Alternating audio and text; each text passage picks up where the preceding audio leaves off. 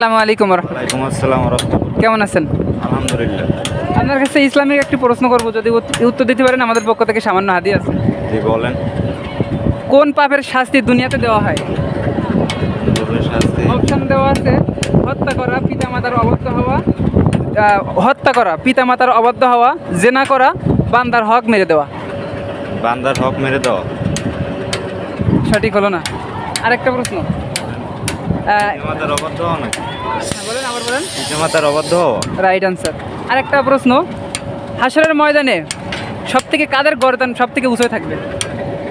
Option দেন। Option নাই।